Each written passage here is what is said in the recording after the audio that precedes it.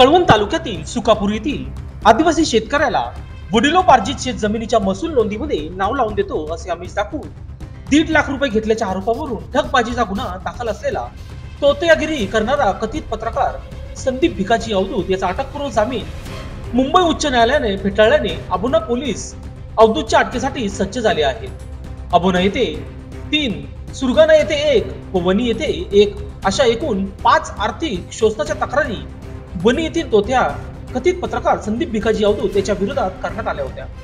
त्यापैकी अबुना येथील सुभाष सोमा बागुल यांच्या फिर्यादीवरून 1.5 लाख रुपये घेऊन जमिनीचे काम करण्याचे आमिष दाखवून कामही केले नाही व पैसेही परत दिले नाही अशा तक्रारीवरून अबुना पोलीस ठाण्यात अवधूत विरोधात ठगबाजीचा गुन्हा दाखल करण्यात आला होता। तपास अधिकारी यशवंत शिंदे यांनी गुन्ह्याचा तपास केला, मात्र अटकेपासून संरक्षण मिळवण्यासाठी नाशिक जिल्हा न्यायालयात संदीप अवधूत यांनी अटकपूर्व जामिनासाठी अर्ज केला होता।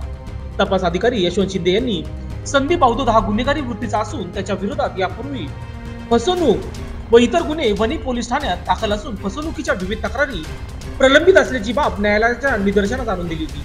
त्यानंतर जिल्हा न्यायालयाने अटकपूर्व जामीन फेटाळल्याने अवधूत यांनी मुंबई उच्च न्यायालयात अटकपूर्व जामिनासाठी अर्ज दाखल केला होता। तपास अधिकारी यशवंत शिंदे व पोलीस उपनिरीक्षक गायकवाड यांनी या विरोधात संदीप अवधूत याच्या गुन्हेगारी वृत्ती व त्याच्या विरोधात असलेल्या गंभीर स्वरूपाच्या तक्रारी न्यायालयापुढे सरकारी वकिलाच्या माध्यमातून सबलतेने मांडल्याने मुंबई उच्च न्यायालयाने संदीप अवधूत याचा अटकपूर्व जामिनासाठी दाखल केलेल्या अर्जावरील सुनावणीसाठीचा अर्ज वाद केल्याने संदीप अवधूत याच्या अटकेसाठी प्रक्रिया अबुना पोलिसांनी गतिमान केली आहे। दरम्यान पत्रकार मानवाधिकार परिषदेचा कार्यकर्ता वकील असल्याचे भासवत अनेकांचा गंडा घालण्याच्या तक्रारी बसून वणी, सुरगाणा व अबुना पोलीस ठाण्यात प्रलंबित असल्याने तातडीने याची दखल घेऊन संदीप अवधूत विरोधात गुन्हे दाखल करण्याची मागणी होत आहे।